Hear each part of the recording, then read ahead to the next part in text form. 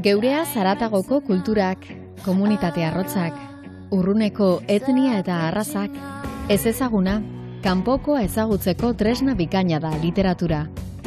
Eta ezinbesteko rola jokatzen du hor itzulpengintzak. Horretan dabil Aiora Jaka 2008az geroztik. Juliana Leveil-Trudel idazle Quebectarraren lehen eleberria itzuli duena. Bertan, esperientzia pertsonalean oinarrituta, etnia inuitaren idealizazioa apurtzen du idazleak.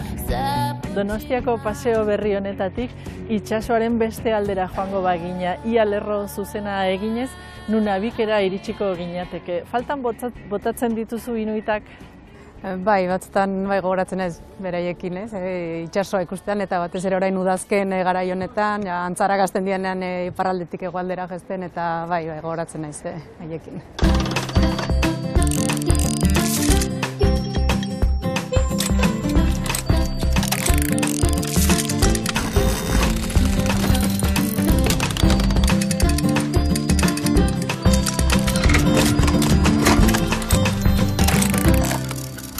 Itzulpengintza eta interpretazio ikasketak egin zenituen Gasteizen, baina bukatu aurretik Quebeceko unibertsitatera joan zinen. Bai, 3. mailan aukera eman ziguten kanpora ikastera joateko atzerrira.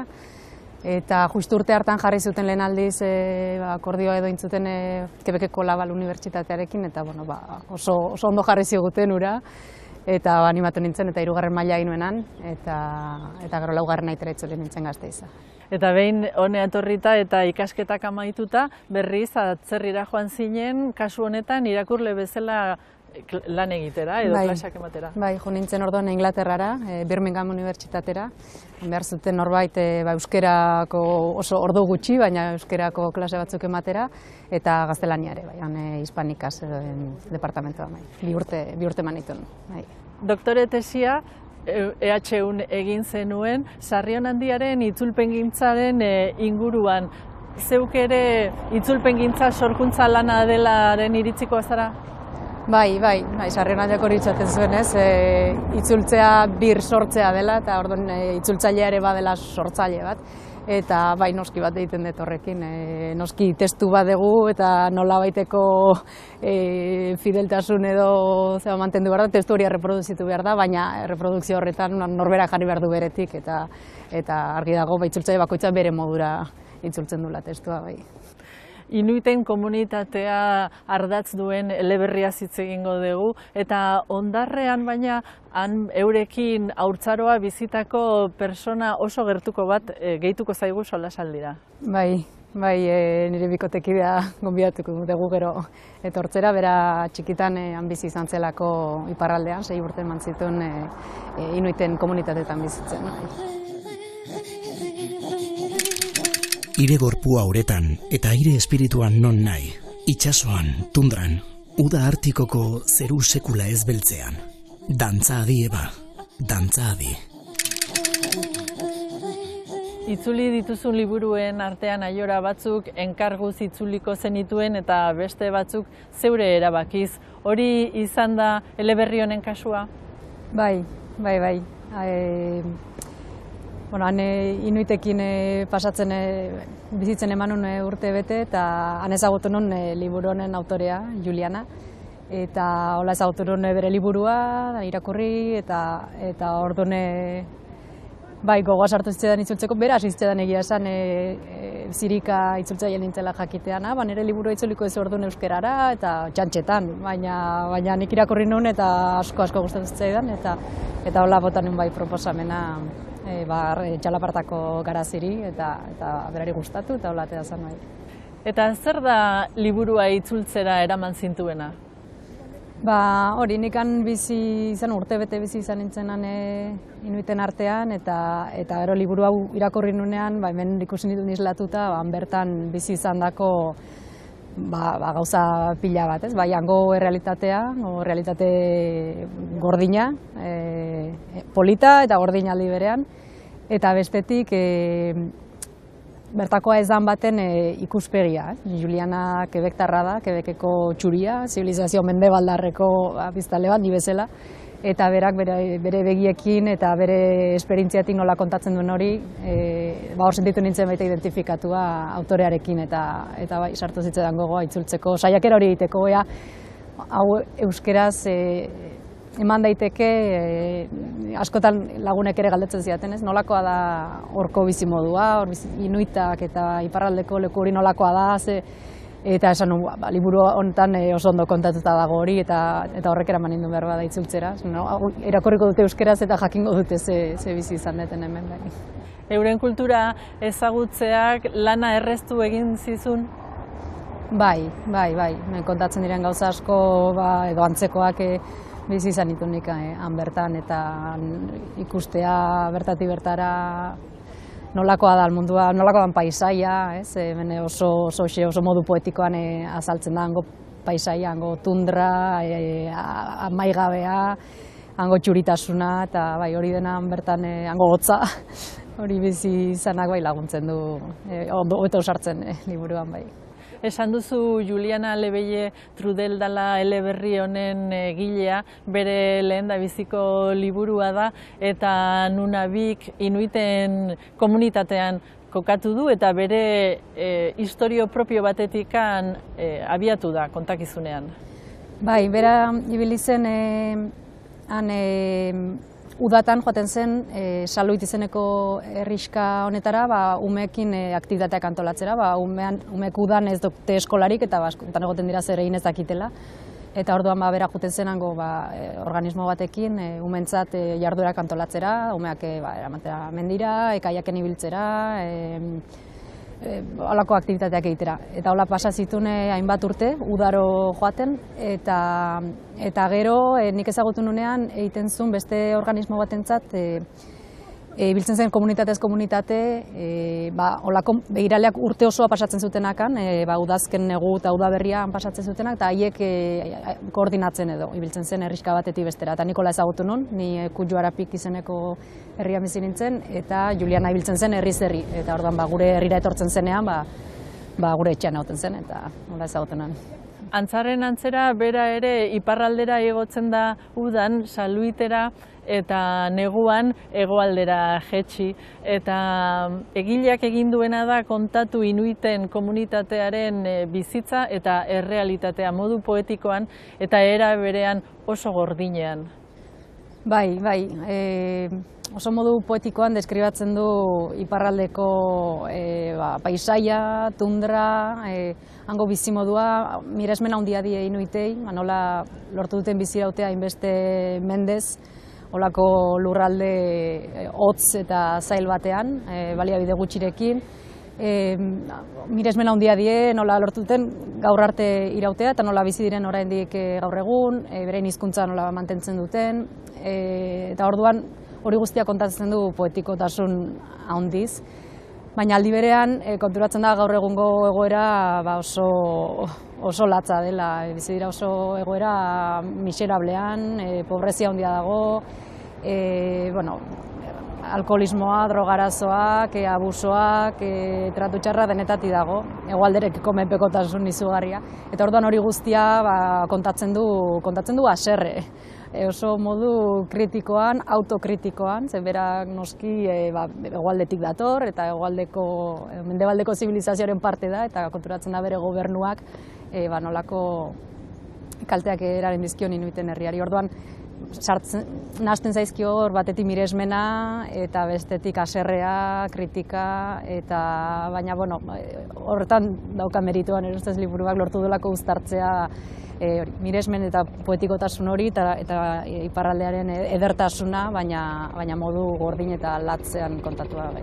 Aipatzen ditu suizidioak, genero indarkeria, fiordoan galtzen direnak, asko dira urtez urte bizitza galtzen dutenak, eta horietako bat Eba da, lehen atalaren edo ataleko protagonista desagertua. Bai, horrela hasten da liburua, ez? Narratzailea, autorearen antzeko pertsonaia bada azkenean, ez? Antzarak bezala uda iristsi orduko iparraldera doan emakume zuri bat, eta aurten iristen da iparraldera eta konturatzen da bere lagun inuit bat, 40 urteko emakume bat desagertua dagoela. eta susmoa da maitale batek edo gizon batek hil duela eta fiordora bota duela. Eta orduan hasten zaio kontatzen, bigarren pertsonan nola aurkitu duen herria, ze gertatzen den inguruan, eta bere hausnarketa, bere gogoetak ere kontatzen dizkio desagertuta dagoen lagun horri. Bai. Egilearen idazketaren estiloak arazoren bat sortu dizu itzultzerakoan?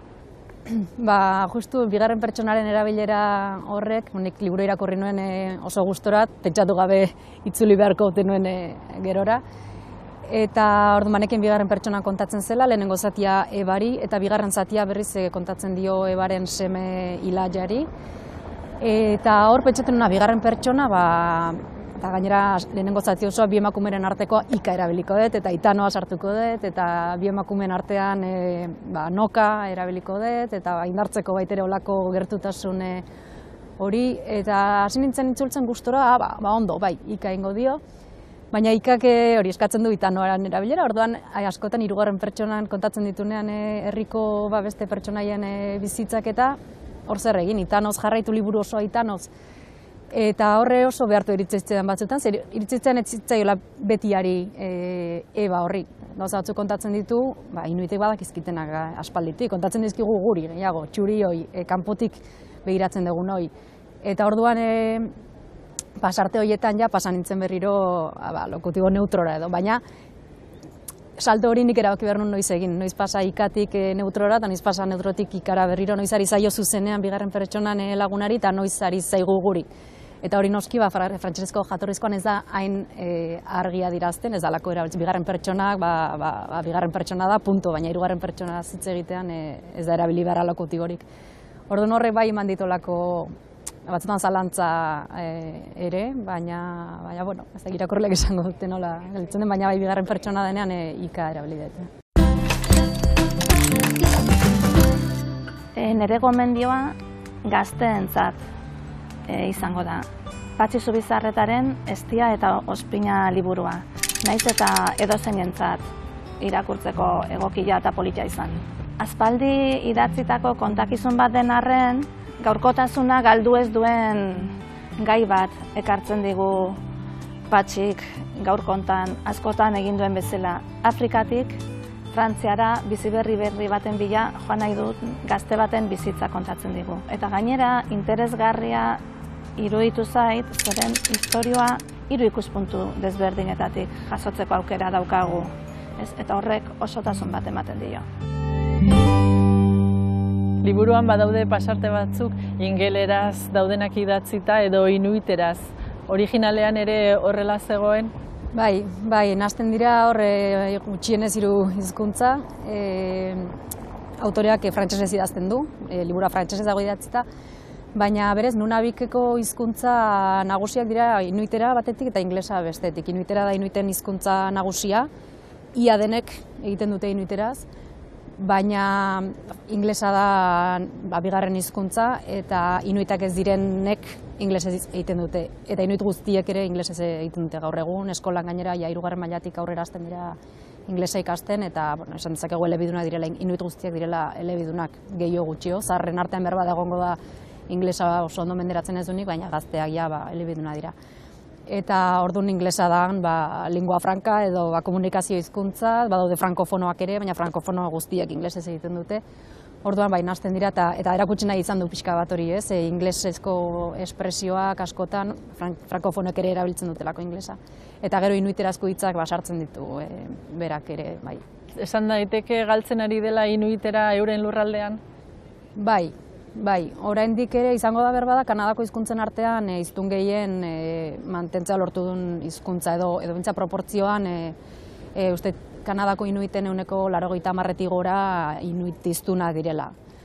Baina bai, ari dela galtzen inglesaren azkenean presentziagatik, inglesa gero eta gehiago erabiltzen da, sartzen ari dira gehiago, ikusentzunezkoak ere iristen dira Nunavik-eraino eta inuiten lurralde guztiraino, orduan kanpotik datorren input hori inglesez da gero eta gehiago, eta hori eskolan ere 3. mailatik aurrera dena da inglesez, eta baina ikusten dira umeak inglesez ez dakitenak, gurasoek transmititu ez dietenak, edo bai ari da galtzen, eta gero hori, kontzientzia hori ez dakitzen bataino duten batzuk bai, baina askok ez, orduan hizkuntzari heltzeko ahalegin hori ez da beti egiten.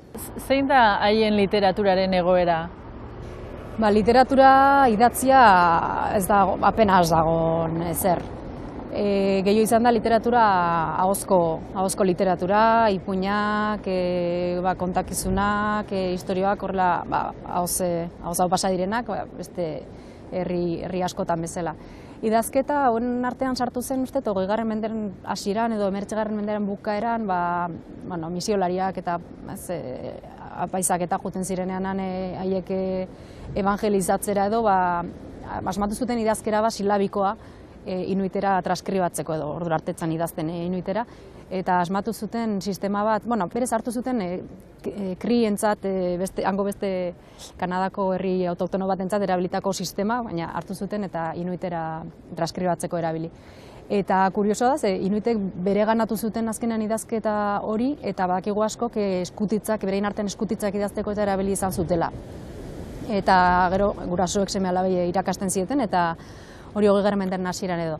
Baina gero galdu zen eskolatze behartuarekin edo, hizkuntza debekatu zen, idazketa hori ere bai, orduan horregon da holako haustura bat generazio batzuen artean, eta horren eskolatze behartu hori izan zen 20. mendean erdialdean edo, eta gaur egun, badago idazketa sistema hori, eta erabiltzen duten holabaiteko identitate marka moduan edo, baina ez da erabiltzen eguneroko gauzak idazteko, eta gutxi, batez ere idazten dute transkripzio alfabeto latinen darrean idatzea. Baina literatura, ni ere araitxin nintzenean, esan, hemengo literatura irakurriko, eta hizkuntza ikasi nahi nuen ere, eta zer dagoen, eta idatzia oso gutxi dago, eta gaur egun zer idazten hasi direnak edo, gehiago da inglesez edo, inglesez normalean, eta baina oso gutxi dago. Liburura etorrita, bigarren partea esan duzun bezala pertsonaia Elia da, Ebaren semea, eta kontatzen duen horretatikan irakurleak jabetuko da zein zaila den gazte izatea horrelako komunitate batean. Bai, Ilaia honek ditu 18 urte, uste, kontakizuna hasten denean, eta aita da ja, 18 urterekin, eta hori askotan gertatzen da, neskatilak oso gazte gelditzen direla haurdun, eta orduan batean sortzez guraso bizatera iristen dira, berez prestez daudela. Eta hori ikasketak bukatu gabe, lanik izan gabe, etxe berean bizi dira 3-4 generazio, pilatuta denak, eta gazte izatea ez da erresa, ez. Eta era berean iruditzen zait, berarekin egileak nolabait utzi digula atea irekita etorkizuna hobeagoa izan daitekeelako. Ikusten dugu zenbat burua uste eta zenbat gora bera ditun, zenbat zalantza egiten ditun, hegoaldera joan, ez joan, ies egin, gelditu, baina nolabait uzten du atea irekita, Eba hilda, baina Ilaia semea hor dago eta aurrera egingo du. Ez da bukaera zoriontsua ere, bukaera irekia dela esan dezakegu, baina uzten du esperantzarako bide bat.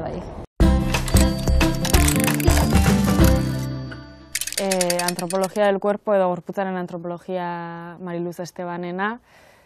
Mariluz Esteban niretzako referente da antropologia feministaren arloan, eta zehazki liburu hau gustatzen zait, teknika berri bat edo proposatzen duelako ikertzeko, eta gorputzaren bitartez ikertzea gizartean gertatzen diren gauzak. Beraz, gaur ekariko dizuetan liburua dela Tordiz Adalsten Dortzirek sortu duena. Beraz, ibili naiz New Yorken eta sartu naiz Stux galerian, Stux deitzen den galerian, eta han bazen islandiar artista hori, eta hemen ikusten den margolanaren aurrean egon naiz, unkiturik, eta ume bat bezala hasi nintzen negar egiten, eta horregaitik hautatu dut gaur ekarri dizuedan liburua. Sandro Pennaren bilduma bat, italiar literatura maite dudanez eta poesia maite dudanez, Sandro Penna poeta berezia, 20. mendeko poeta berezi bat, Inigo Astizek egina antologia eta itzulpenak ere bai, eta Damaris Pan artistarenak irudiak. Efiren eta Farmazia Beltzaren edizio zaindu eder bat, benetan oparitxo bat poesia eta literatur zaleontzat. Naiz eguzkiak jarraitu mugitzen eta bizi, denborak zirudien betiko geldi. Janik Bedar, ongi etorri saiora. Aiorak esan digu, haurtzaroa inuiten artean pasatu zenuela, nola gogoratzen duzu garaiura? Oso garai polita zen, oso gure herrian, herriskan, Akulibeken, oso txuri gutxi zeuden, batzutan hori uzet bakarrak ginela, eta askotan joten ginen izatzera, arrantzatzera, orduan naturan pasatzen genuen denbora asko. Eta hori goratzen naiz, gurasoek kontatu zidaten gero gara hartan oso jende txuri gutxi zegoen han, eta inuitek ez zuten inoiz ikusi norbait begi urdinekin. Orduan jakin nahi zuten ea beraiek bezala ikusten nuen. Nik bi hizkuntzak ikasten nintzen, frantsesa zeren oso txikia nintzen joan ginenean, 10 egun nitunean joan ginen. Eta etxean frantsesez egiten genuen, eta gero hauzendigian eta ikastolan inuiteraz. Orduan hori gogoratzen dut bai, oso garai polita izan zen. Zure ama kontatzen du baitere eramaten zintu, ama gurasoak irakasleak ziren biak, eta amak eramaten zintuen klasera, Seaskar edo Rondan haute zinen, eta batzutan etxeko lana bukatzen zituztenean umeek eskubidea zuten zu ikustea joteko edo. Hori da, bai. Etortzen ziren ikustera nola moldatzen nintzen, eta esan zuten behin hori umez ingurutatuta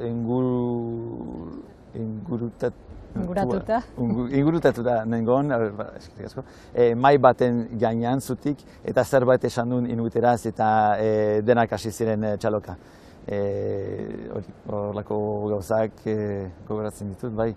Urte askotara Aiora eta biok itzuli egin zineten ara bizitzera, aldaketa handia izan zen ezagutzen zenuenetik?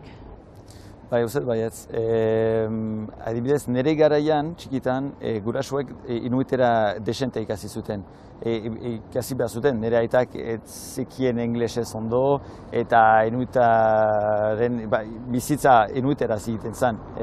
Baina duela bosote itzulik ginenean, adibidez, garatan 15 urtekoek oso ondo mintzo ziren oso ondo egiten zuten inuiteraz, baina 8 edo 6 urtekoek askoz gutxiago, gauza asko ez zuten ulertzen. Inglesez askoz gehiago zekiten eta erabiltzen zuten txikiek.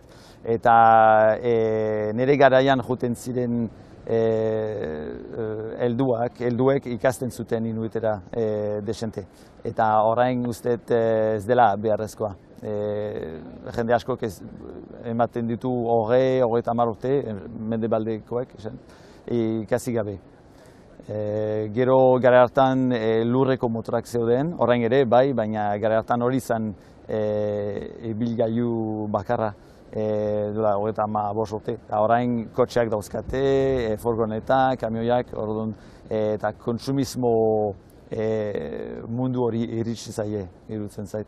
Bai, gurasoi entzun da, baitere garai hartan asko ze modu tradizionalagoan edo, bizi ziren, edo gehiago jute ziren arrantza eta eizara eta askotan kontatzen zu, eta guk ikusi genuna izan zen gehiago, asteburuan beste zer ez daukat egiteko, saituko naizea zerbait izatzen dute, baina beste modu batera. Askoz gutxiagotan joten dira bai. Bai, duela 35 urte zen elikatzeko, benetan. Ez zuten janari guztia hortik ateratzen, baina asko. Orain tradizio bat da, edo jarduera kulturala. gara hartan zen benetako bizitza. Egien tohi bat, egan nahi dut, etorri nintzen amiguzetik unat eskola emaitera, eta hori egin dut bizi uzian. Covidak sekulako desmasia egin du kulturan orokorki ez, hetsi ditu antzoki guziak, bai, ene ustez masakrea handia izan da, salbu ez du libertitzea edo libertimendua ongi, ene ustez klandestino delakotz. Luzaz sinetsi dut kanpoan erraiten zena, ez gauza ezberdina zela eta hautatu behar zela bien artean eta orain konbentzituan iz gauza bera dela eta bersuaritza ere bai eta hori zinez argi egin zautalaik idatzi dut libertitzeaz. Idaztea da zaila. Errazena hori ametsetan idaztea. Antzerkiak emaiten du empatia. Empatia emaiten du. Egan nahi dut, zuk idazten duzula, antzerkia idazten duzulaik, hastapenean, nola egan, zure rola duzu idazten. Hori argiki denbora. Narratzaileak liburu honetan zerbaitetan erreparatzen baldin badu da haurren garrantzian, ia zentralak dira komunitatean. Baina, era berean, ez da bizitza xamurra eurentzat ez da ere.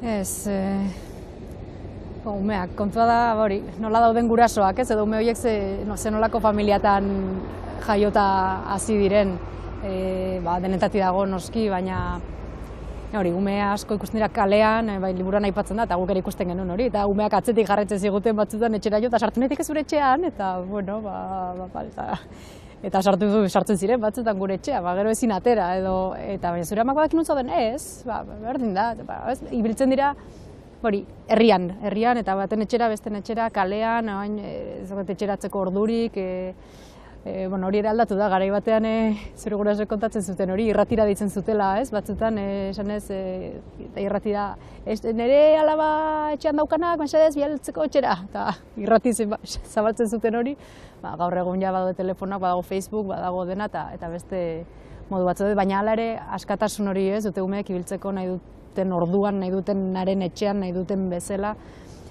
baina gero, etxe askotan ikusten da, egoera dago, gurasoak egoeratan dauden, zenbat generazio bizi diren danak pilatuta etxe berean, eta batzutan etxean ez egoteagatik egoten dira kalean umeak, ez?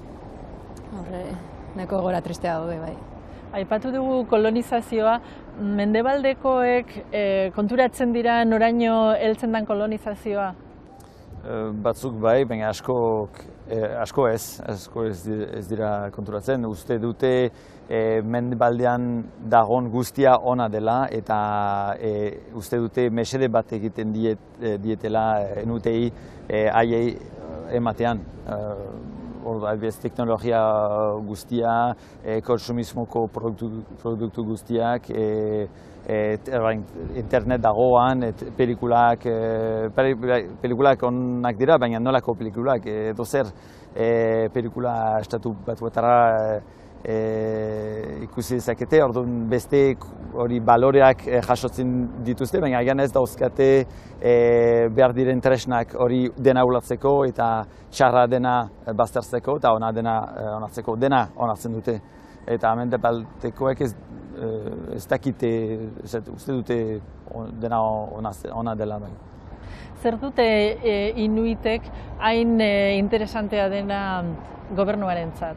Hori, baliabide handiak daude iparraldean, hori, meategiak daude, aspalditik.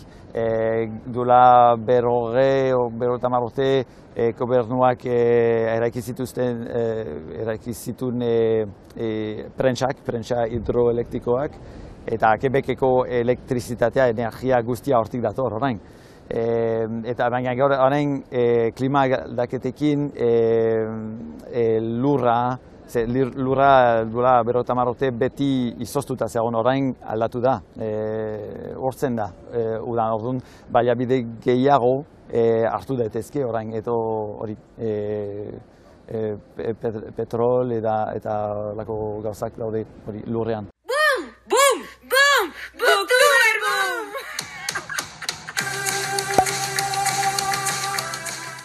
14 urte bitartekoa bazara, irakurri liburu bat, jarri kamera aurrean eta maiguzu zure liburuari buruz duzun iritzia.